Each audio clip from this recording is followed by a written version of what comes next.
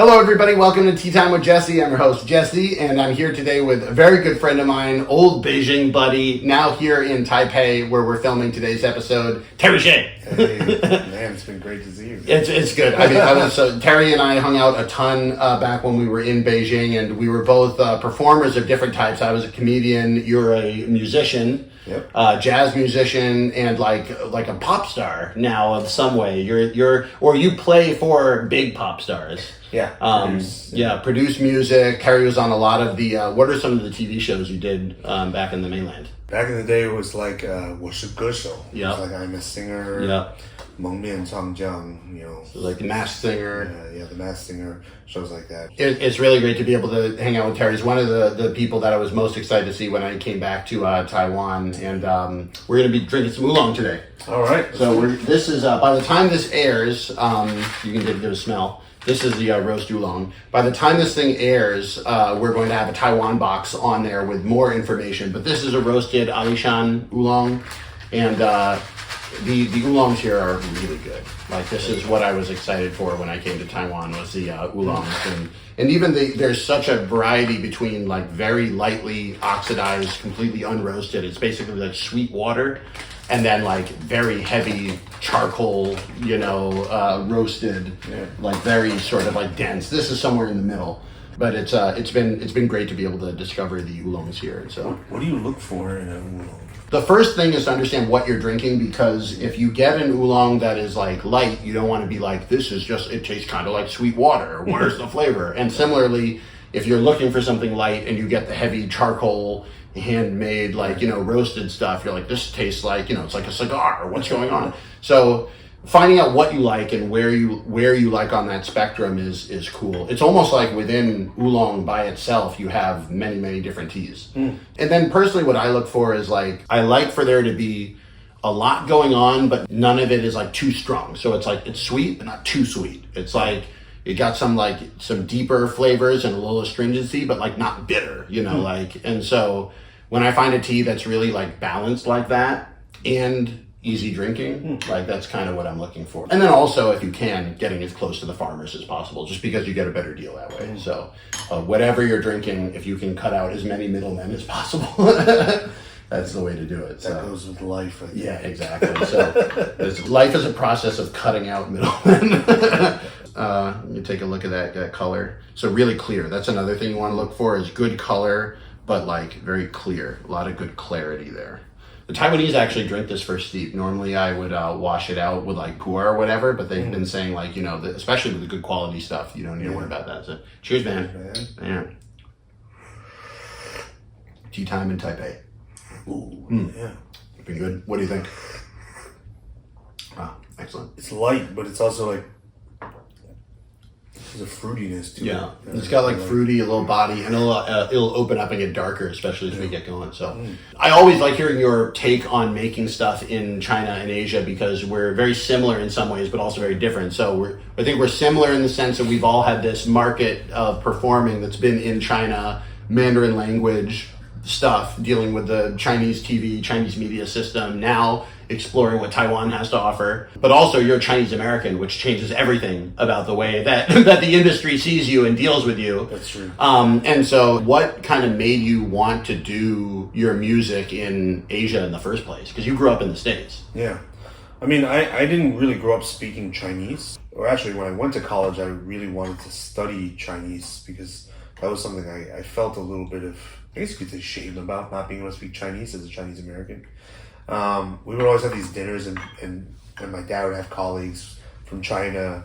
He's a professor, and they would be like, "Oh, so which one of you doesn't speak Chinese?" My brother and I were both like,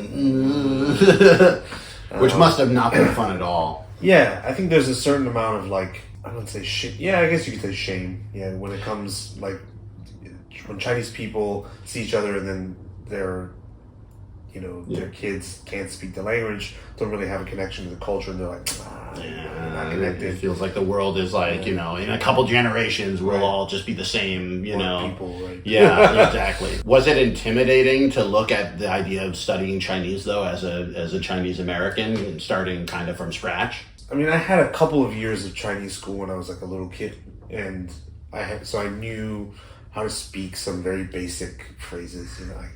I can ask, go to the bathroom and stuff. Yeah.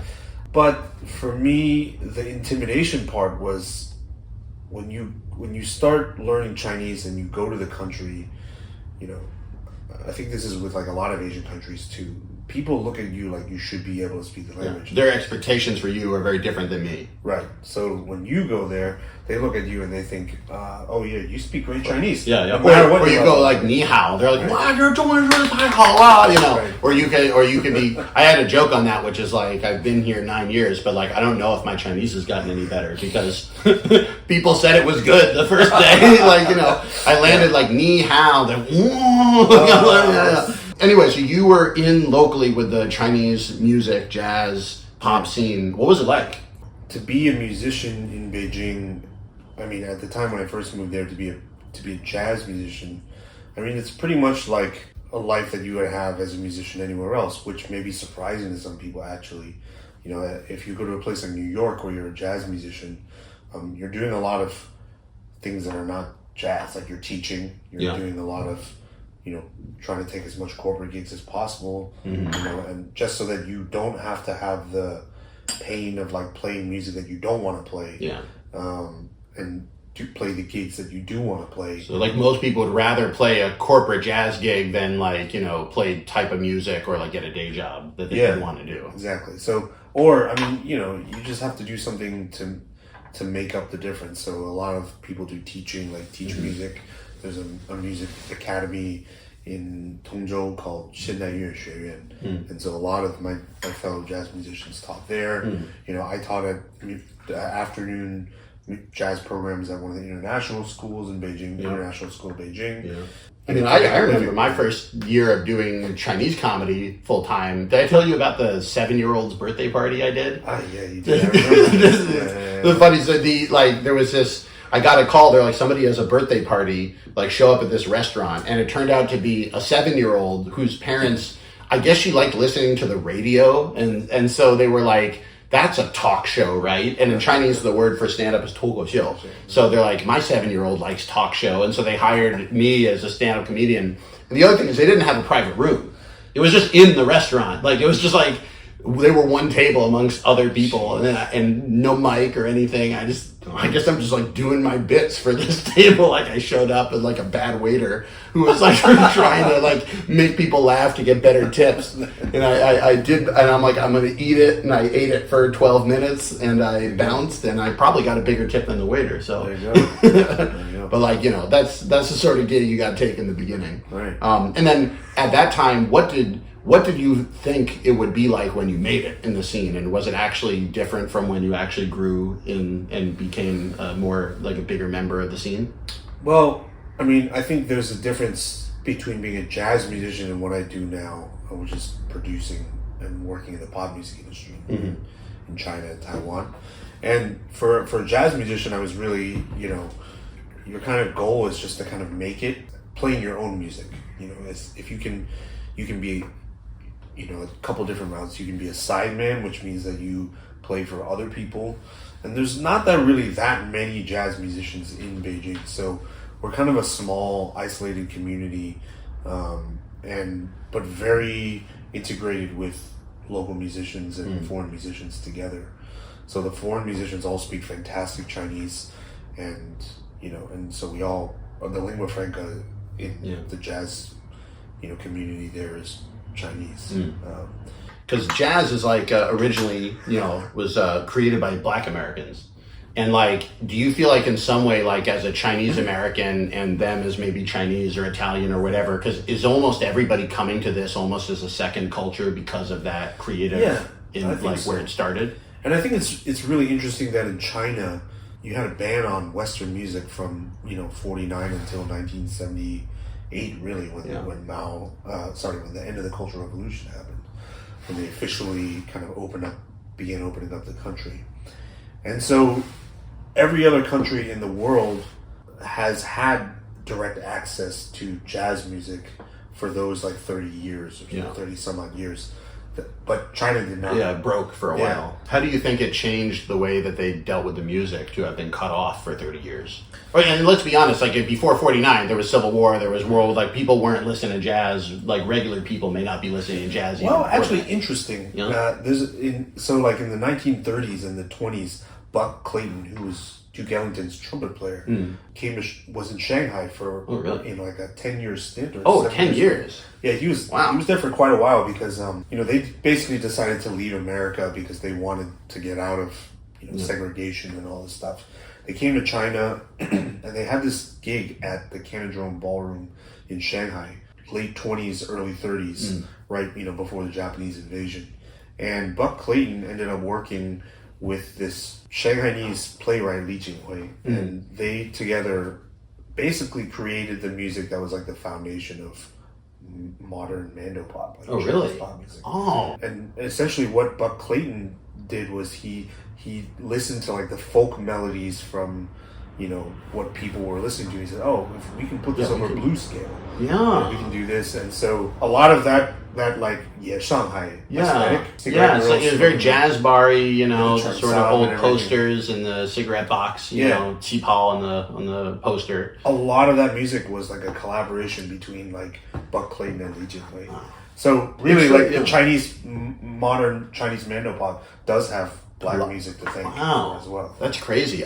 We're going to take a little bit of a break here. We're going to talk a little bit more about the pop music, about doing some big shows. I just really loved hanging out with you in all those jazz shows, so I wanted to get back into jazz. I know you haven't been doing as many jazz shows, but it comes back, man. It all has a way of cycling around. I really do think so. So anyway, I'm Jesse. I'm Terry. And we'll be right back in a moment. Hello everybody, Jesse here. I'm back in Los Angeles, and yes, I cut my hair. Thanks again for watching the podcast. We have the second half coming up, but a couple quick notices. One, if you want to listen to the full episode of my interview with Terry, an hour, we have it on the audio podcast, so make sure to go on Spotify, Apple Podcasts, whatever your podcasting platform is. Subscribe and listen to the audio episode. Also, we have a discount code, Terry10, if you want 10% off of your order. This is a podcast-only thing. Go and type in Terry10 to get 10% off your order. This doesn't apply to the new subscription box, unfortunately, but for everything else, you can get 10% off. And if you have not subscribed yet, we do have a new subscription box out. It's really, really great. 3 great teas. I really encourage you to take a look at that. Thanks again. We'll get back to the show. Back with Terry. Hello, everybody. Welcome back to Tea Time with Jesse. I'm Jesse, and I'm here with Terrence Hsieh, a musician, good friend of mine from the Beijing days, of the Beijing jazz scene, and now in the sort of like greater China pop scene. When you first got into pop, you originally, as you said, you were playing in the back of shows and in concerts. And what was that like to be in like a big arena, playing for whatever 10,000 people or something like that? Yeah, the first shows I did were just like TV shows, so it was just me staring at a camera. What I did at the beginning was play on a lot of these TV shows. Thank you. And I was hired to be on a lot of these singing competition shows in the backing bands, and so that's what I was primarily doing, was just playing trombone in the backing band. And I did that for transitioning out of being a jazz musician to that started as early as 2014 for me. And I think there was a point where I kind of decided to be a pop musician with a side jazz career rather than being a jazz musician with a side pop career. From that, there have been a couple of big career changes that have happened during my time in the industry that have sort of pushed me towards being a producer, an arranger, and we can talk about some of those things. So this is the thing, and you've done the production and arranging for your own stuff as well as for like shows and stuff like that. We have actually the vinyl that you gave me. Very cool. There we go. So this is the Adventures of Pie Boy. Very, very cool. So tell us about, how did this happen? During COVID, so basically what happened, how I ended up in Taipei was I got stuck here. I was playing a show at Xiaojudan, Taipei Arena, with a Taiwanese singer named Ah Lin. And I had gone home, like you, for Chinese New Year. And we weren't sure whether the show was going to happen, so I was originally supposed to fly back to Beijing to pick up some more equipment and then come back to Taipei. And so you were planning on going back, and then obviously it didn't happen. Yeah, so I ended up in Taipei, and I couldn't go back to Beijing because as soon as the shows were over, I think around mid-March, they it was shut down the border, right? Yeah. And so for the next 3 years, 2.5 years, I was in Taiwan. I thought about going back to the States, and I thought to myself, like, well, if I go back home, the most I can do is just sit around, just wait for things to come back. I did that. I made a lot of online comedy, And it was not wasted, right? It was not wasted, but it was definitely, it felt like sitting around waiting for things to open up. And it's absurd to think about, but it felt like that from the entire time between when everything shut down until I got the vaccine. Yeah. And that was, whatever, 12 months, 13 months, 15 months. Because for the people that came from Asia, we had 2 extra months of COVID craziness where everything shut down in America in March. Our lives were already destroyed for like 5-6 weeks. Right. So you found yourself here in Taipei, and you were like, well, I don't know exactly what I'd do if I go back. So I guess you're like, see what you can do here. Yeah. So I just started writing music, Spice Cabinet, the band that did this album. So I started working on a new set of music for this band. The difference being that when you are writing music for a jazz band, a lot of times that you really have to rely on the room, like the people playing the music to be together to make the music happen, especially if you're doing a record. But the problem was that the band was split between different places, right? Yep. And so I really had to think of a different way. I couldn't just do it purely as a jazz album, or like an album that relied on people to be in the room together to play.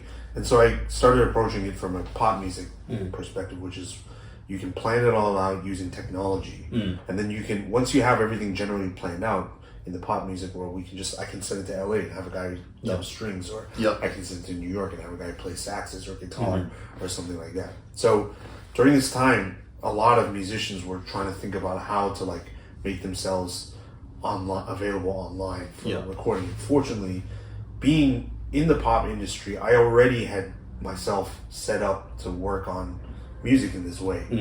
So basically it became just a matter of what is the craziest thing that I can think of, and try and plan those ideas within the music itself, but not in a way that not so rigidly that musicians can't also express themselves over it. So there are certain sections in the album where the music is very rigid, you have to play it this way, you have to exactly cut it off the way that everybody else does.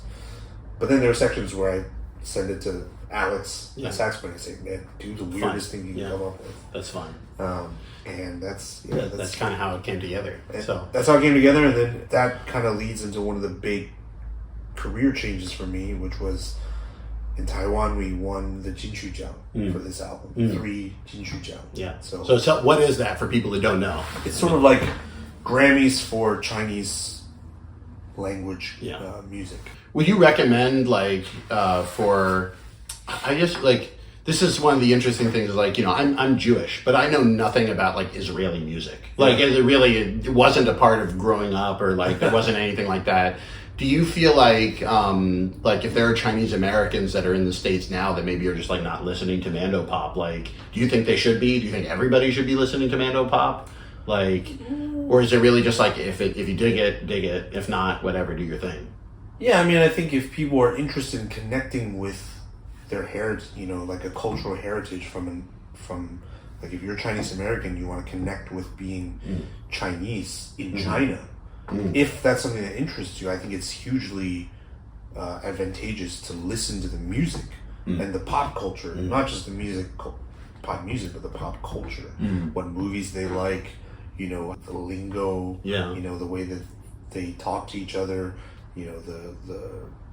just the everyday kind of lingua franca of that culture. If you want to connect with that, I think that's a great way to do that, because it shares, from all that pop culture, you can understand their insecurities, you can understand the things that make them sad, make them happy, and if you're able to absorb that, then I think it'll give you a really good It's just idea like of what they like. because if you're like not from America and you're like, what are Americans thinking of? And Katy Perry asks, do you ever feel like a plastic bag? And then they're like, I do. I have felt like a plastic bag. Right? And then you're like, just like, yeah, exactly. but that's a lyric that would only be in a pop song. Right? Like that's what pop is there for. It's so true because like a lot of people I think try to like bull rush their way into learning a language and a culture by doing language. And it was like one of the things that I always recommended to people like to learn Chinese was like find something you actually like doing outside of language and do that in the other language. Absolutely. So like I would watch NBA games and then I would like be watching NBA games in Chinese and then try to figure out what was going on. Right. It's funny, like you brought up NBA. When I got to Taiwan, reading 简体字 in Chinese, and I had to figure out 繁体字in Taiwan. So what happened was at the time, the Final Fantasy VII Remake game had just come out, and I desperately wanted to play it. So I went and bought a used PS4 from some guy on Craigslist or Facebook Market. And then I bought a copy of Final Fantasy VII in Taipei, the computer market. And then I popped it in, and then I realized all the menus are in 繁体字. Oh, so you got to learn. And I was like, you know what? There's no way I'm going to spend $60 to buy another copy of this game in English. No. I'm just going to learn it. It's so funny. It's like a lot of things with language are like that. Like you want to do something that's actually very simple. Like sometimes people are like, I really want to get into tea, but I don't speak Mandarin. I'm like, you should learn. And on one hand, it sounds ridiculous to say you should learn a language just to be able to drink better tea. On the other hand, that's the only way anyone ever learns anything is like, I have something I want to do, and I can't do it unless I learn the thing. I mean, so many people like learn Japanese so that they can watch anime. Yeah. Or learn Korean so they can watch K-dramas. Yeah. And so, and I think that is a totally valid and useful. I mean, because in the end, language is you have to use it. Yeah. It has to be useful in order for you to maintain. Yeah. And to use it. Right? It's a tool, and you need to want to build something with it, or else like what's the point of having all these tools? Exactly. And then you just forget it, right? Yeah. Love it. That's great, man. Well, we're almost out of time, unfortunately. What did you think about the tea? It's great. Was it good? It really got deeper as you continue to steep it. The first pour was like this really like fruity wash, and now we're kind of in this like heavier but more back of the mouth kind of. It's good. The good teas, that's part of the thing. It's like every tea is kind of like it does a progression. This is like, you can just throw it in a mug and it'll be good. Right. But if you have the time to sit down and really take your time through it and be able to taste all that, and it's perfect why I invite people over to talk. Because like, you can do it by yourself, but if you have somebody over to talk, you're kind of going through this together without even thinking about it. So thank you again so much for coming, Terry. I really appreciate it. It was a lot of fun to be able to finally catch up again. And where can people find you? My Instagram links are down below, and I'm on Instagram, Facebook. I have Douyin and a TikTok as well. Nice. It was great to be able to share with you, and super excited to be able to get some people to see your music. And I'll be back in Taipei eventually, so I'll see you next time. We'll definitely hit it up again. Awesome. Soon. Have a good one. Thanks for having me on. Cheers. Cheers. I'm Jesse. I'm Terry. See you next time.